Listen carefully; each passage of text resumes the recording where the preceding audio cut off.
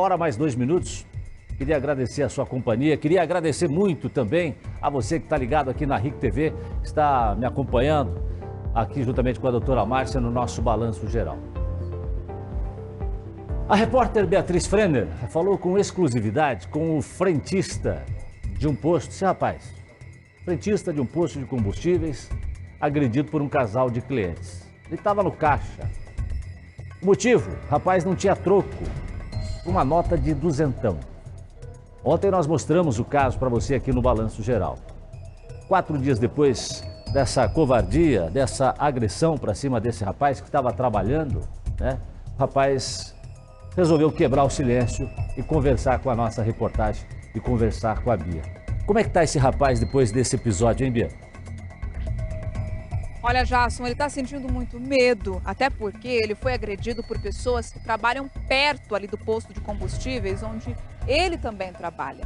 É isso que a gente já explicou. Esses agressores, essa mulher e esse marido dela, eles trabalham em um carrinho de cachorro-quente que fica muito próximo ali do posto de combustíveis. Inclusive o Denilson contou pra gente que já conhecia eles de outras vezes, porque acabam circulando, não tinham contato próximo, mas essas pessoas ali, por serem vizinhos um do outro, eles acabam vendo com frequência. Ele relatou que o pessoal ali do cachorro-quente vai ali sempre no posto de combustíveis para usar o banheiro.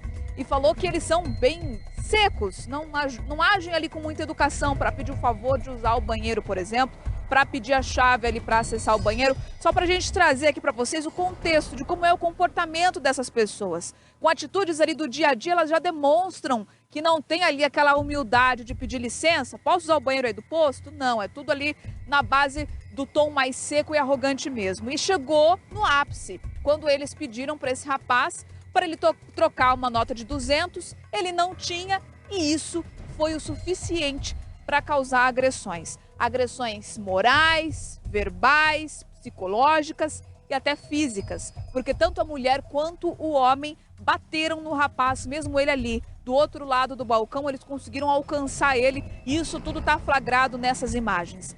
Nós estamos falando e mostrando esse caso desde quando aconteceu, viu? Aqui no Balanço Geral a cobertura está sendo completa aí já desde que isso tudo foi registrado. Só que agora ele conversou com a nossa equipe. Ele relatou como ele está se sentindo, ele relatou o medo e contou os detalhes de tudo o que aconteceu naquele momento. Ninguém melhor do que quem presenciou, do que quem viveu aquilo para contar exatamente o que aconteceu. E é isso que eu convido agora todo mundo aqui no Balanço Geral para acompanhar sobre os detalhes de mais uma situação de violência em posto de combustíveis em Curitiba. Abalado com tudo o que aconteceu, 4 dias após a agressão, Denival fala pela primeira vez. Ainda sem entender o que leva pessoas a reagirem com tanta agressividade diante de situações tão simples. O que aconteceu, né? Ela chegou, o que ela queria, o que provocou essa confusão da parte dela?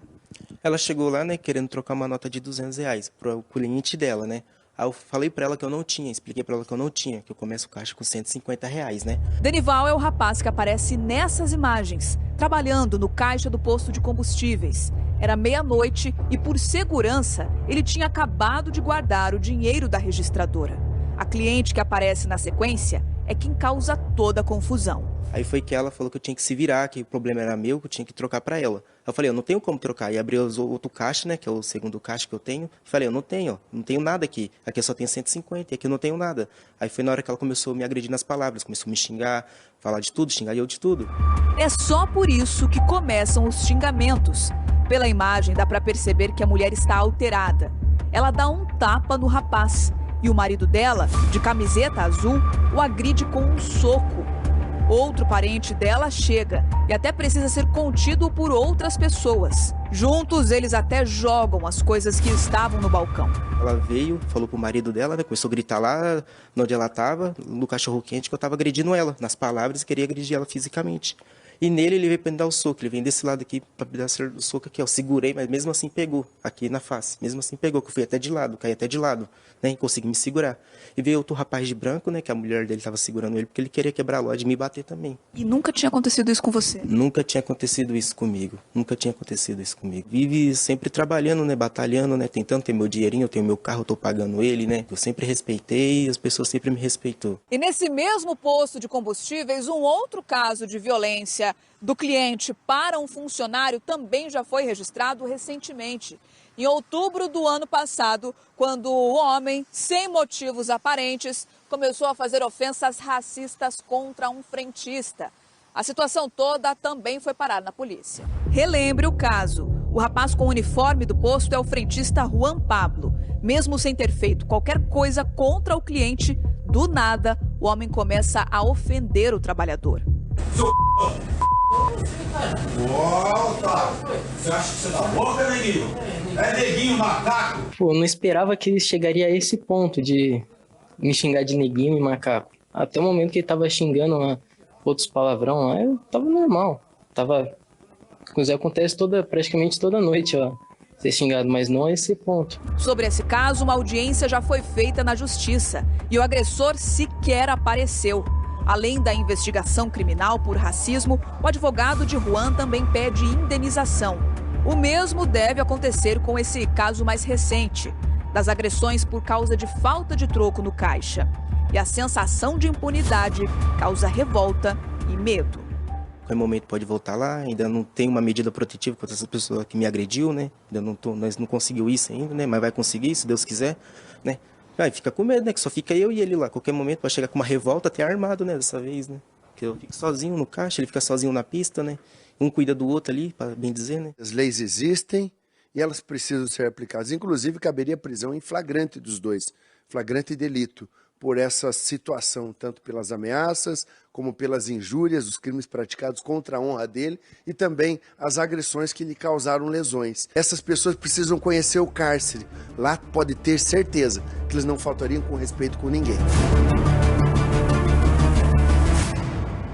Olha, como o advogado aí, o doutor Igor Ogar, que está atendendo tanto o Juan quanto, então, portanto, também aqui o Denilson, nessa situação mais recente, os dois que trabalham no mesmo posto de combustíveis, ressaltou uma coisa que eu acho que vale a pena a gente refletir, né, Jasson? As leis existem, mas elas precisam ser aplicadas, porque a sensação que fica é de que essas pessoas vão repetindo esses comportamentos, isso vai se tornando frequente e ninguém tem medo de que vai aí ser preso, vai ter que pagar multa. As pessoas parecem sentir que estão impunes, que podem fazer o que querem, podem desrespeitar o trabalhador ali, não importa qual seja a forma. Parece que está todo mundo achando que pode fazer o que quer e aí a gente precisa refletir sobre isso, né? Como fazer, além da conscientização, mas com que a lei que a gente já tem no país, o Brasil tem leis boas, fazer com que elas sejam aplicadas e realmente coíbam esse tipo de atitude. É só assim para a gente reverter isso, porque do contrário, a gente está só vendo esses casos se repetirem, Jasson.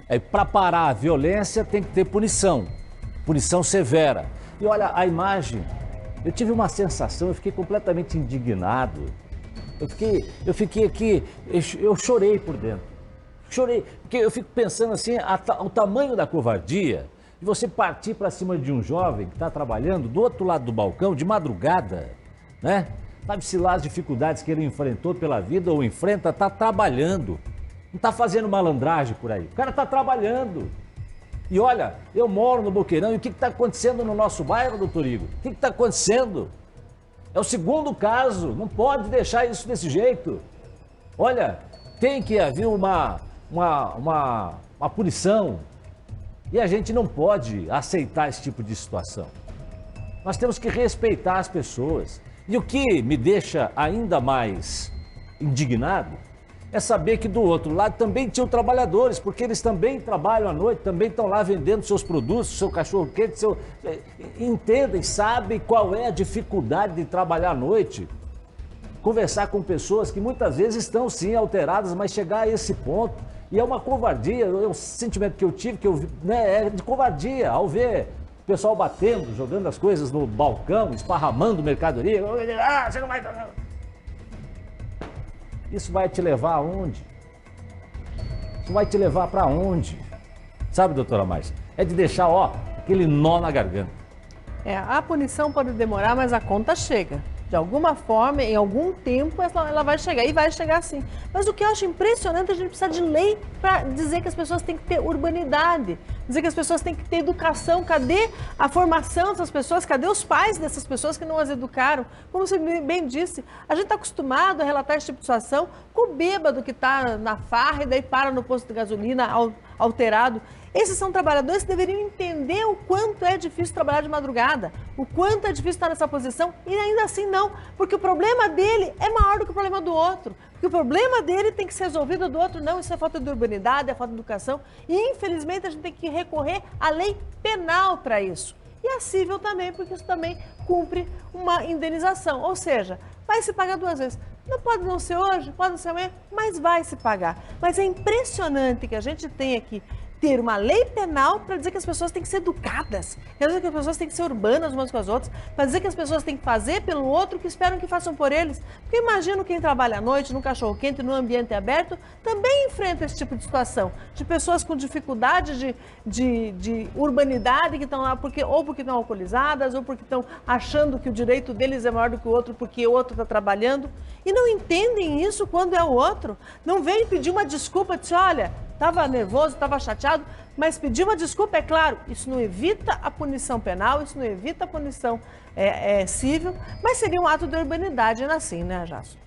Beatriz, obrigado por nos contar mais essa história e que isso sirva de exemplo para que as outras pessoas não venham a cometer esse tipo de ato, né? Que respeitem as pessoas. A gente deve se respeitar um ao outro. Obrigado, Bia.